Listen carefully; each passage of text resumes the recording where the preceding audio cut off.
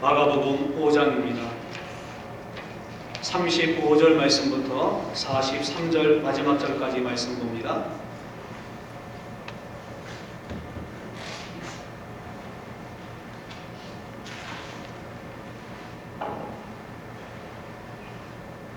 (35절) 말씀부터 43절까지 말씀, 살아계신 하나님 말씀 한 절씩 교독하면서 읽을 때 성령의 감동하심이 우리 가운데 함께할 줄로 믿습니다. 35절 말씀 제가 읽습니다.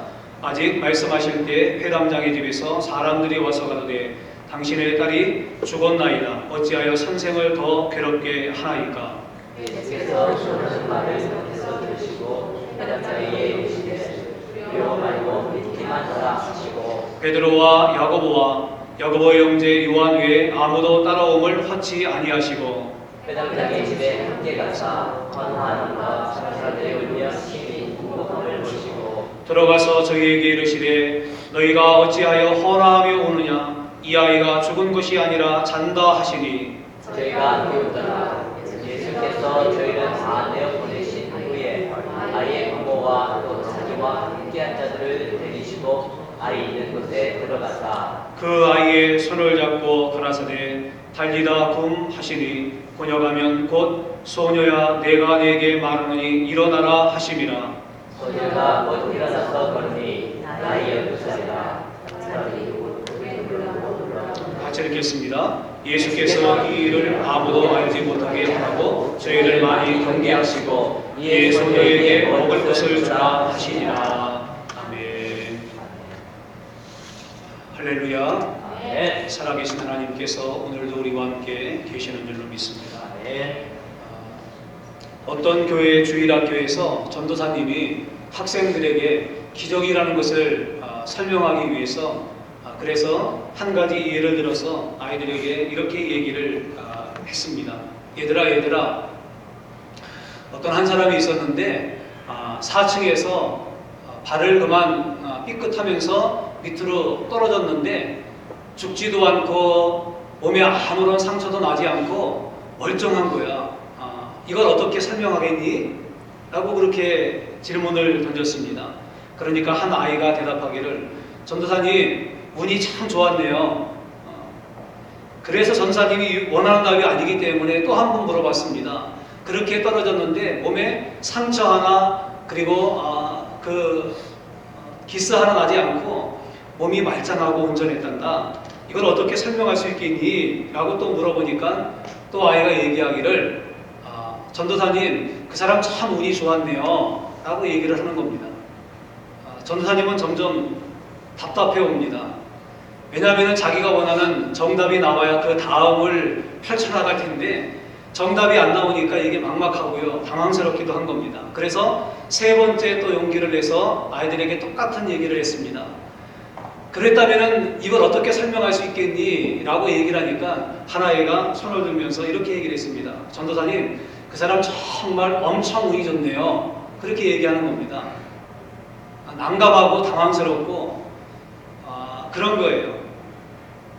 그래서 이제 마지막 용기를 내서 이번에는 나오겠지 그렇게 생각을 하고 학생들에게 똑같은 질문을 던졌습니다. 그러니까 이번에 어떤 학생이 손을 번쩍 들면서 이렇게 얘기를 하더라고요.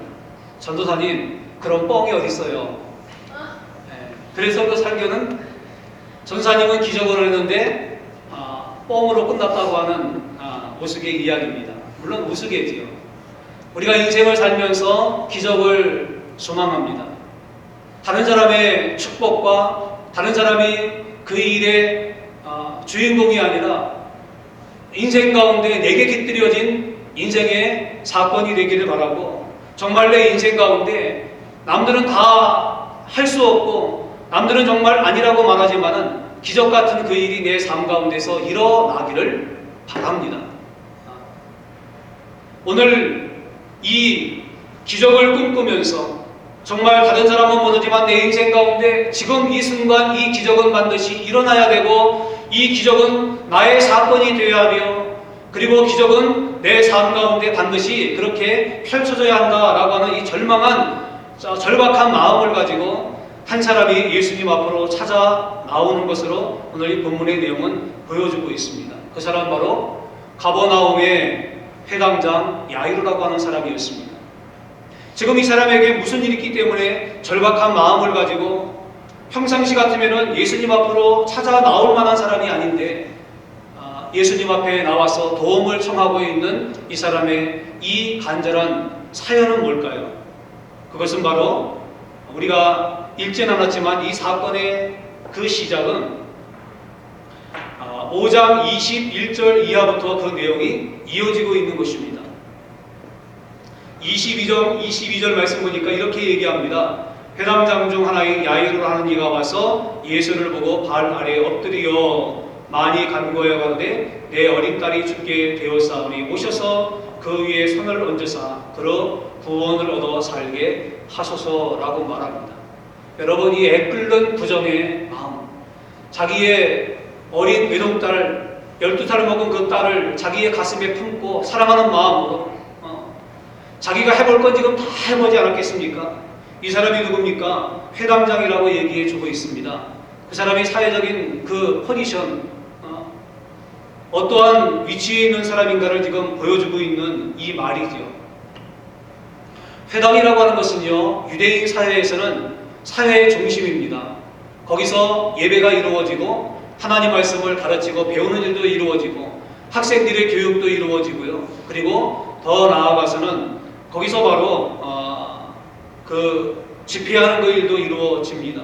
예배의 장소이며 기도하는 집이기도 하고 교육이 이루어지고 있는 유대 사회의 정신적인 구심점이라고 말할 수 있는 것이 바로 이 회당입니다. 그 회당을 책임지고 있는 회당장입니다. 어떤 의미에서는 교회로 본다면은 담임 목사라고 그렇게 말할 수 있지요. 근데 사실은 담임 목사보다는 더 폭이 넓고 그 하는 일이 많은 그 직임이 바로 이 회당장이라고 하는 겁니다. 이 사람은 사회적인 명망도 있었고 평판도 좋았었고 다른 사람들에게 존경도 많이 받고 인정도 받고 있는 정말 다른 사람들이 선망하고 존경할 그 위치에 서 있는 사람이었습니다. 한마디로 말하면 검증된 사람이었다는 겁니다. 이 사람 얘기를 하면 사람들이 다 고개를 끄덕이면서 공감할 정도의 이미 검증된 이 회당장 야이로라고 하는 사람이 지금 누구에게 찾아왔습니까? 예수님에게 찾아왔다라고 하는 겁니다. 예수님은 어떤 분입니까? 아직 검증이 다 끝난 분이 아닙니다. 그리고 정말 혜성처럼 나타나서 기적을 행하고 능력도 행하고 사람들의 마음을 감동시키는 주옥 같은 천상의 그 비밀을 갖다가 사람들에게 이야기하긴 했지만은 아직까지 보편적으로 사람들에게 검증되고 인정되고 사람들이 다 그렇게 존경하는 대상은 아니었다라고 하는 거죠. 근데 지금 이 청년 예수 앞에 이 회당장 야이로가 찾아왔습니다. 그래서 어떻게 합니까? 꿇어 엎드렸다고 얘기해 주고 있습니다. 여러분, 얼마나 절박하고 얼마나 간절했으면은 이 예수님 앞에 와서 지금 간절하게 무릎을 꿇고 도움을 구하고 있을까요? 예, 자기 딸이 지금 죽게 되었다는 겁니다. 집을 나설 때만 하더라도 신랄 같은 그 생명이 경각에 왔다 갔다 하는 것을 보고 왔는데, 그래서 혹시 내가 온 사이에 그 딸이 죽으면 어떻게 하나, 이 간절한 마음을 가지고 지금 신랄 같은 이 기적을 바라보면서 예수님 앞으로 이 회당장 야이로가 찾아왔습니다. 그래서 예수님이 이 애끓는 아버지의 마음, 그 딸을 사랑하는 이 마음을 보시고 마음이 동하셔서 가자. 그러고 지금 길을 떠나고 있던 중이었습니다. 근데 누구를 만납니까? 12의 혈루증 앓는 여인을 만나지 않습니까? 그 바쁜 행렬 속에 예수님이, 그 여인이 예수님의 옷가에라도 내가 손을 대면은, 만지면 내가 낫겠다라고 하는 그 믿음이 있어서 그 신랄 같은 믿음 때문에 그 여인이 치료받지 않습니까? 그래서 행렬은 멈추어지고 예수님이 그 여인과 이런저런 대화를 나누고 있는 그 말씀입니다. 아직 말씀하실 때라고 말합니다. 지금 여러분, 회당장이 얼마나 급했을까요? 아마 두 가지의 마음이 회당장의 마음 가운데 교차했을 겁니다. 첫 번째는 방금 전에 뭘 봤습니까? 소문으로만 들었던 그 예수 그리스도의 능력의 실체를 보지 않았습니까? 12일을 헬룩증으로 알아서 이제는 삶의 소망을 다 끊어버리고 줄을 다 놔버리고 절망 가운데 있던 그 여자를 예수님이 치유하시는 그 현장을 자기의 눈 똑똑하게 목격하지 않았습니까? 그걸 보면서 마음 가운데 야, 내가 오길 참 잘했구나. 그래, 내가 지금까지는 해봤던 것이 다 백혈이고 무약이었지만은 하지만 이분만은 확실하구나. 이분이 가면은 내 딸이 살 수 있어. 내 딸이 그 죽음 가운데서 구원받을 수 있어. 라고 하는 기대 섞인 희망을 가지고 소망을 가지고 지금 예수님을 따라오고 있지 않습니까? 그러면서 또 한쪽으로는 지금 그 마음이 타들어갑니다. 빨리 가야 되는데 혹시 이렇게 가다가 가는 도중에 그 딸아이가 죽어버리면 어떻게 하나. 그렇게 지금 위험한 상황인데 예수님 지금 한가하게 저 여인하고 지금 얘기할 그런 상황이 아닌데 저 얘기는 나중에 해도 되고 꼭 필요한 내용도 아닌 것 같은데 왜 이렇게 시간을 지체하나? 왜 이 행렬이 멈춰졌나? 이 애타는 마음이 회당장 야이로의 마음 가운데 아마 있었을 겁니다. 그렇게 다시 예수님을 재촉해가지고 발을 집으로 향해서 가고 있는 그 찰나에 집으로부터 들려온 소식은 뭡니까? 딸이 방금 전에 죽었다고 하는 이 청천벽력 같은 절망의 소식을 이 회당장 야이로가 듣게 되었다라고 하는 것입니다. 여러분, 우리가 인생을 살면서 크고 작은 문제들을 다 맞닥뜨리며 삽니다. 이거는 남녀노소 또 빈부귀천을 초월해서 모든 사람들에게 다 찾아오는 일이 아닌가 생각되어집니다. 근데 어느 때는요, 우리에게 찾아오는 이 고통과 나에게는 참 시리고 아픈 이 문제들이 또 다른 인생의 축복을 만나게 되는 계기가 된다는 사실도 우리가 또한 경험할 수가 있는 것입니다. 오늘 회당장 야이로를 통해서 우리가 그걸 처음에 보게 됩니다. 여러분, 이 회당장이 뭐가 남부러울 것이 있는 사람이었겠습니까? 그렇잖아요. 사회적인 지위가 있었고 존경이 있었고 명성이 있었고 그에게 또 나름대로 부가 있었을 것입니다. 그러니까 사실은 남에게 도움을 청하거나 아쉬운 소리할 만한 사람이 아니라고 하는 겁니다. 이 사람 예수 앞에 나올 사람도 아니고요. 더구나 예수님 앞에 무릎을 조아리면서 간절하게 도움을 구할 사람도 아니었다고 하는 거지. 근데 그에게 사랑하는 딸의 이 질병과 죽음이라고 하는 문제가 찾아왔을 때 그가 그 마지막으로 찾아간 것은 뭡니까? 예수님을 찾아가더라고 하는 것입니다. 여러분, 다른 이유로 예수님을 만날 수 있었겠습니까? 그게 아니더라고 하는 거죠. 자기의 이 딸의 죽음의 문제 앞에 닥치니까 그 도움을 구하고 하나의 기적을 소망하면서 예수님을 찾아가더라고 하는 거죠. 이런 면으로 본다면은 우리 인생 가운데 깃들이는 고통이나 혹은 슬픔이나 또 내가 원치 않았던 아픈 사건들이요, 결코 나쁜 것만은 아니다라고 하는 것을 깨닫게 되어집니다. 왜냐하면 그 일 때문에 예수님 만나고요, 그 일 때문에 하나님의 예비하신 축복들을 만날 수 있고 하나님이 우리 인생 가운데 깃들여 놓으신 이 놀라운 계획들을 우리는 모르는데 그것을 통해서 만날 수 있게 되기 때문에 그런 것입니다. 그렇게 이제 예수님과 함께 길을 가는데 청천벽력과 같은 절망의 소식을 듣게 됩니다. 그래서 집에서 온 사람이 뭐라고 말합니까? 이제 상황이 다 끝났다는 겁니다. 이제는 모든 상황이 다 종료됐다는 겁니다. 더 이상 힘써봐도, 더 이상 아무리 용한 사람이 온다 할지라도 필요가 없다는 겁니다. 그러니까 이 선생님을 더 괴롭게 할 필요가 없습니다 라고 그렇게 얘기해 주고 있습니다. 여러분, 이 회당장이 갖게 되었을 그 심정을 한번 생각해 보십시오. 마음 가운데 한날 기적의 희망이 지금 자기 눈앞에 보여서 좋아했는데 또 한쪽으로 갖고 있었던 이것, 혹시나 이렇게 지체하다가 가는 도중에 딸아이가 죽어버리면 어떻게 하더라고 하는 마음도 있었는데 그게 찾아온 거 아닙니까?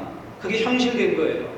그러니까 마음이 얼마나 녹아내리고 온 몸에 힘이 다 빠져버렸겠습니까? 정말 더 절망스러운 상황이 그의 앞에 찾아온 겁니다. 그때 예수님께서 뭐라고 말합니까? 그 모든 상황을 다 보시고 들으시면서 해당장 야이로에게 이렇게 주문하십니다. 두려워 말고 믿기만 하라. 두려워 말고 믿기만 하라. 이렇게 말씀하십니다. 이건 뭐냐면은 지금 찾아오는 상황은 네가 원했던 것과는 정반대의 상황으로 가고 있고 그것이 현실임에도 불구하고 너는 아직도 나를 신뢰하고 나를 믿을 수 있냐? 라고 하는 이 질문을 해당장 야이로에게 지금 던져주고 있는 것입니다. 그렇습니다. 그럼에도 나를 신뢰하고 수 있고 그럼에도 네가 기다릴 수 있고 그럼에도 네가 나를 의지하면서 참을 수 있냐?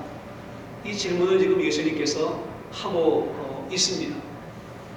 참 그런 거로 본다면은 이 앞에 나오는 사건 12회를 혈루증으로 앓던 이 여인을 길가에서 치료해 주지 않습니까? 그러고 예수님께서 그냥 갈 수도 있습니다. 근데 그 여인을 찾아내잖아요.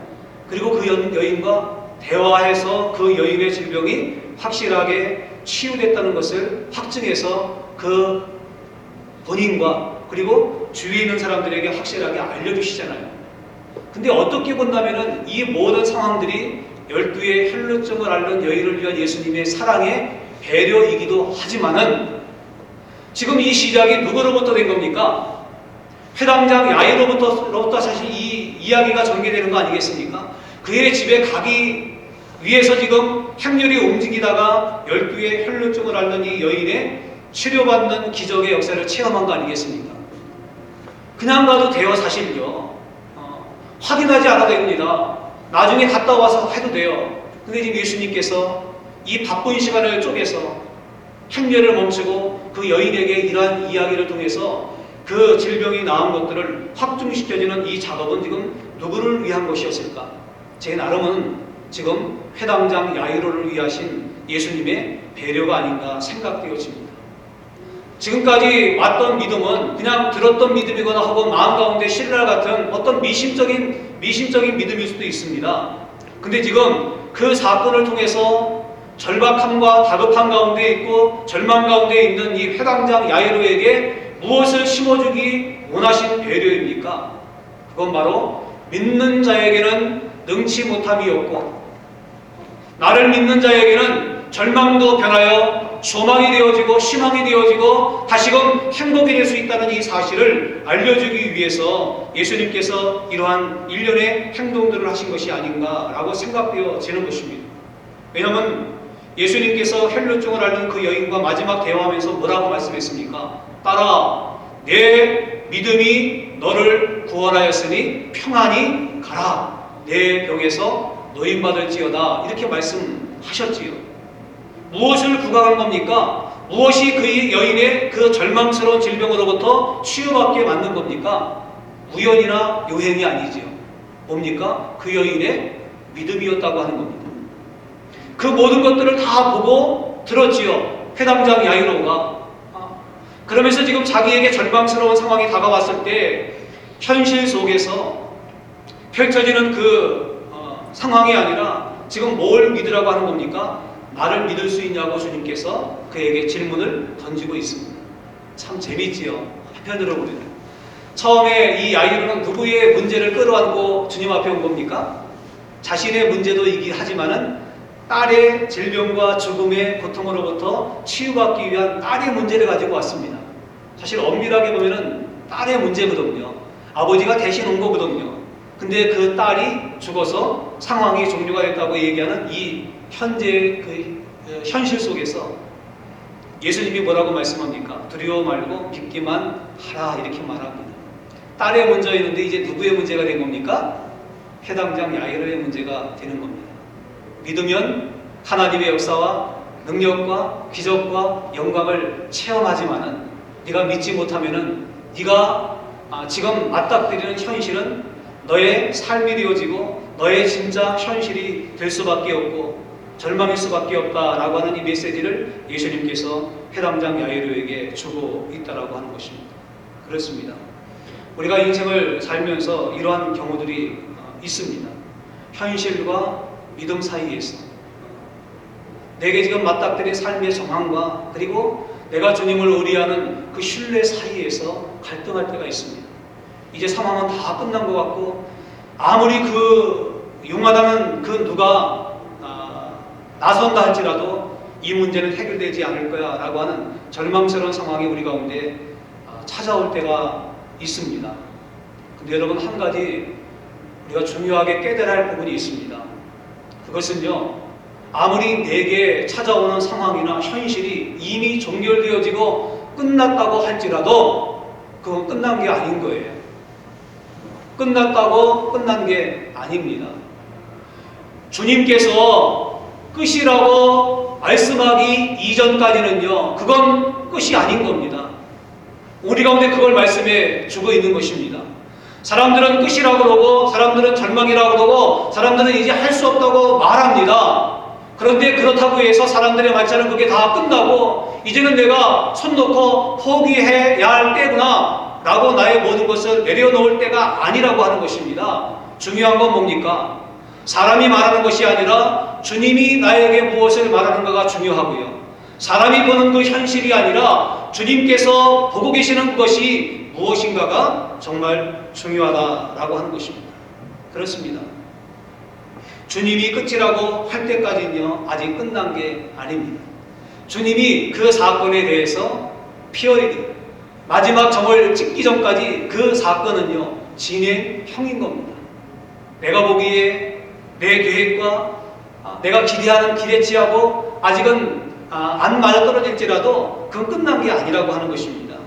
계속해서 하나님의 역사는 진행돼 가고 있고 그 속에서 주님은 우리 가운데 믿음의 테스트를 하신다고 하는 겁니다. 회당장 야이들에게 말씀하신 것처럼 말이에요. 지금 이 순간에도 너는 나를 신뢰할 수 있니? Can you trust me? 너 나 믿을 수 있니? 네, 그걸 우리 가운데 지금 말씀하고 있습니다. 요한복음 11장에 보면은요, 나사로가 죽은 지 나흘 되지 않습니까?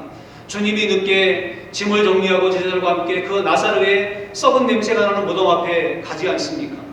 그때 마르다, 마리아, 주위 사람들이 뭐라고 말합니까? 이제 모든 상황은 다 끝났습니다. 주님, 조금 더 일찍 오시지요. 왜 이렇게 지체하고 늦게 오셨나요? 주님이 조금만 더 일찍 오셨던들 내 오라비는 살았을 겁니다. 저렇게 무덤 속에 들어가서 썩는 시체가 되지 않았을 겁니다. 주님, 왜 일찍 오지 않으셨나요? 라고 이렇게 눈물 흘리면서 주님을 향해 말씀할 때 주님이 그들에게 뭐라고 말씀합니까? 요한복음 11장에 보니까 이렇게 말씀합니다. 내 말이 내가 내 말을 믿으면 하나님의 영광을 보리라 하지 않았느냐. 예, 그렇습니다. 내 말이 내가 내 말을 믿으면 하나님의 영광을 보리라고 그렇게 말하지 않았느냐. 나사로의 무덤 앞에서 그렇게 말씀하신 주님, 지금 절망의 상황을 주님이 몰라서일까요? 현실을 갖다가 주님이 지금 파악하지 못했기 때문에 그렇게 말씀하신 걸까요? 그렇지 않습니다. 누구보다 모든 것들을 꿰뚫어 보시고 통찰하시고 다 아시는 주님임에도 불구하고 주께서 우리 가운데 이 말씀을 주시는 이유는 뭡니까? 그것은 현상 넘어 현실 너머에 역사하는 하나님의 믿음과 하나님의 기적과 하나님의 역사를 보라고 하는 것입니다. 그것을 믿으라고 하는 거죠. 오늘 우리 가운데 이러한 믿음들이 있게 되기를 간절히 원합니다. 그렇습니다. 주님께서 우리의 삶 가운데 이것들을 요구하십니다.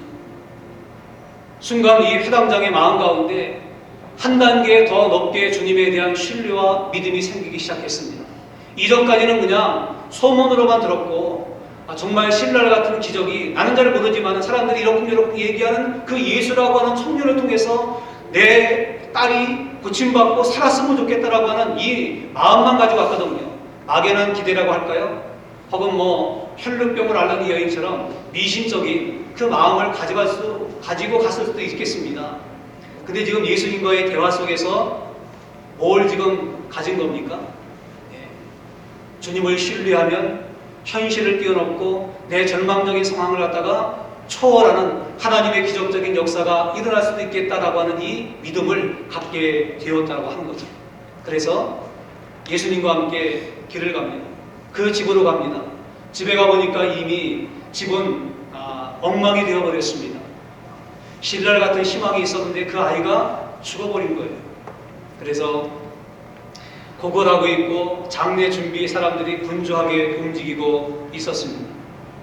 우리 지금 마가복음만 보았지만요, 이 똑같은 내용을 기록하고 있는 마태복음과 누가복음의 내용을 함께 종합해서 보면은요, 여러 가지 정황들이 오버랩돼가지고 하나의 장면으로 연출되는 것을 보게 되어집니다. 예, 분주하게 움직이고 그 다음에 곡하는 사람들이 와서 벌써 아이고가 시작됐습니다. 이 유대 나라는요, 우리나라하고 좀 이 풍습이 똑같습니다. 그래서 체면을 중요시하고요, 그리고 또 남들에게 보여주는 것을 갖다가 중요하게 여기는 그러한 성향이 있습니다. 그래서 장례집에 가면은 한국도 그렇지 않습니까? 누군가 가족이 세상을 떠나게 되면은 그 장례집을 상징하는 게 뭡니까? 곡하는 소리 아닙니까? 그래서 상주들이 손님이 오든지 오지 않든지 간에 곡을 하지 않습니까? 손님이 오면 어떻게 합니까? 조문객이 오면은 곡을 다 하지 않습니까? 그냥 슬프게 곡을 하고 또 찾아간 손님도 함께 상주와 더불어 곡을 하지 않습니까? 슬픔을 같이 표현하는 거죠. 마찬가지라고 하는 겁니다. 예수님과 그리고 이 회당장 일행이 집에 들어왔습니다.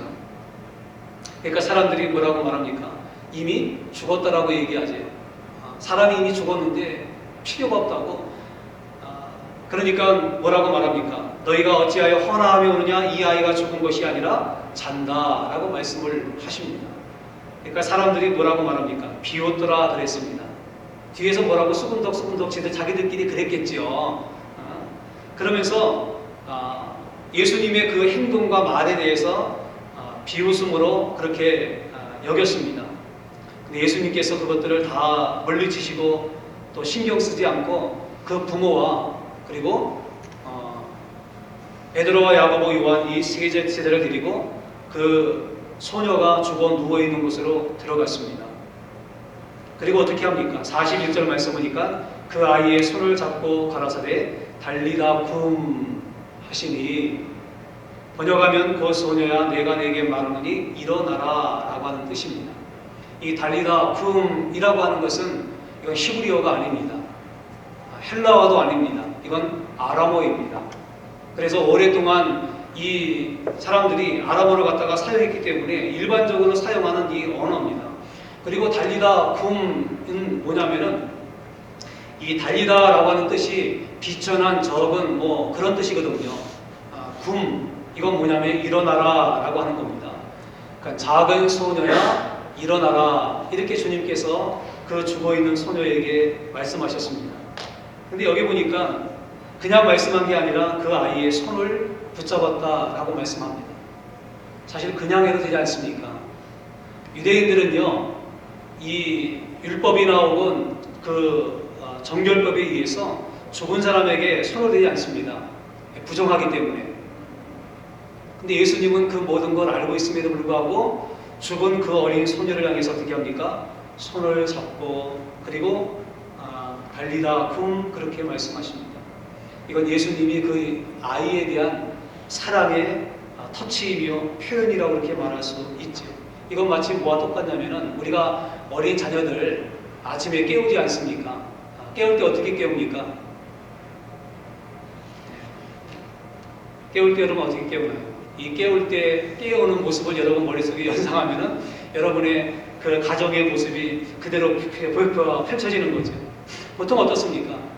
일어나야지 이제 빨리 일어나 씻고 밥 먹고 학교 가야지 그렇게 다정다감하게 아이들을 깨우지 않습니까? 무지막지하게 그냥 그렇게 깨우지 않아요. 근데 이 예수님이 달리다고 하는 내용이 바로 그렇다는 겁니다.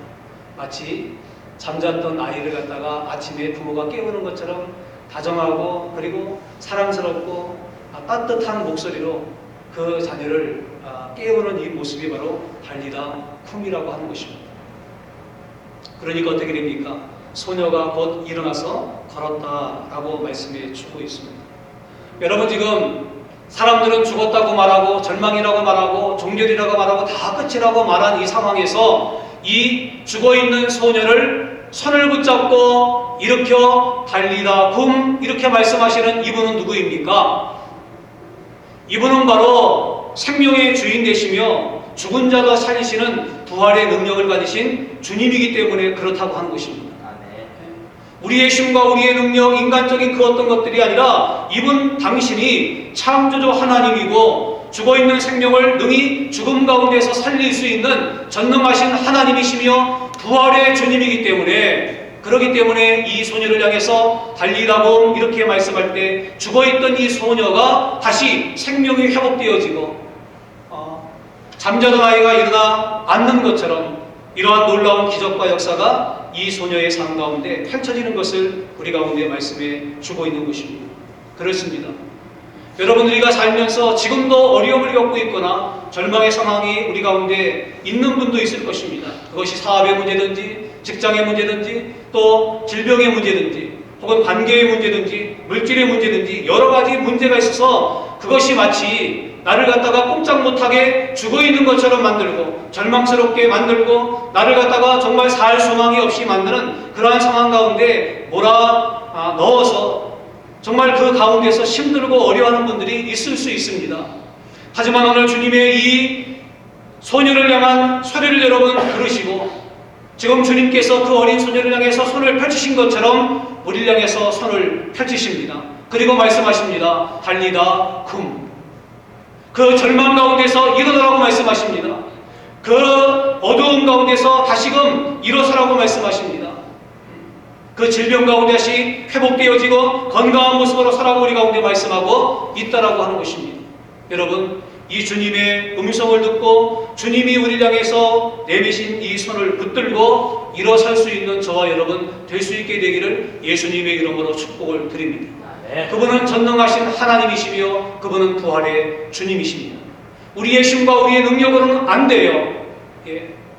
그 절망스러운 상황 가운데서 그 힘들고 어려운 환경 가운데서 내가 아무리 힘써봐도 내가 할 수 있는 것은 아무것도 없는 상황입니다.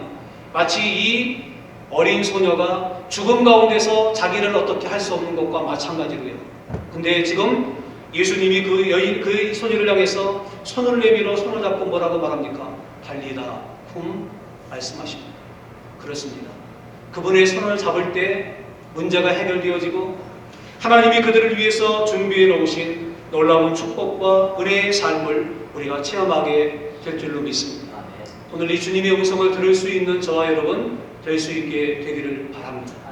그리고 주님이 우리를 향해 손을 펼치신 그 손을 붙잡고 이 달리다 쿰의 놀라운 역사와 능력들을 체험하는 이 기적의 주인공들 다 될 수 있기를 예수님의 이름으로 간절히 축복을 드립니다. 아멘. 다 함께 일어나겠습니다. 다 함께 일어나서